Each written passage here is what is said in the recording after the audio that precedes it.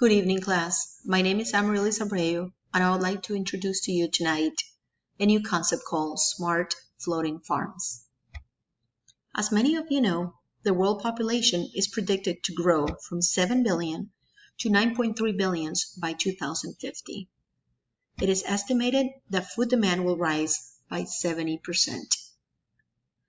The main challenge facing the agricultural sector is not so much growing 70% more food in 40 years, but making 70% more food available on the plate. We live in a world where there's lack of transparency regarding what we eat on a daily basis. How about watching our food grow locally and serving it directly on our plates? Why can't we connect again people with food production? Moving forward, agriculture needs to focus less on increasing production and more on minimizing imports, preserving land, and educating citizens on localized, self-sufficient resources. Urban farming provides in situ food production as an alternative to relying on imports from the surrounding rural areas or wide-scale distribution through commercial companies. Javier Ponce, of Forward-Thinking Architecture, has created smart floating farms as a vision to the future of agribusiness.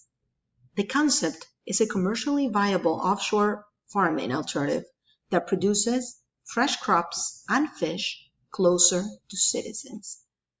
The idea is that people themselves can come to the floating farm located in their close-by city bodies of water, whether an ocean, a marina, a river, a pier, or a lake, learn from the growing processes, and at the same time, buy directly their food.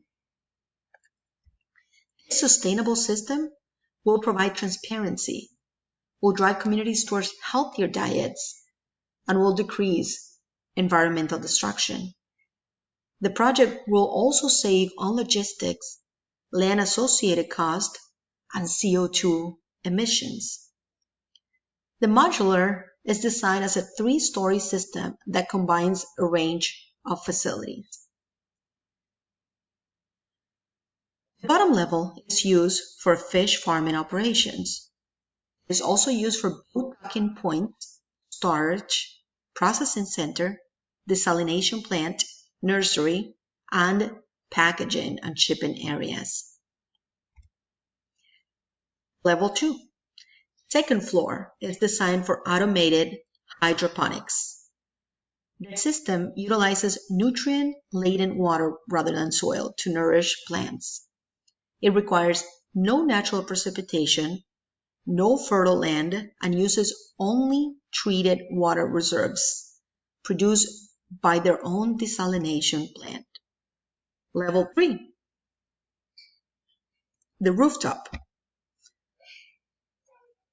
It's a photovoltaic power plant that features skylights, solar panel, rainwater collectors, wind turbines, and wave energy converter systems.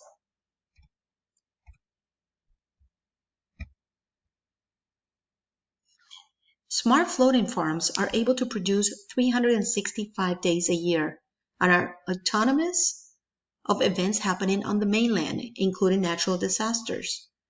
Without the threat of losing crops to droughts, floods, pests, or superstorms, the farm can act as an insurance policy for continuous food supply. Cost benefits and feasibility studies have predicted that the initial investment in these projects could be paid back in less than 10 years.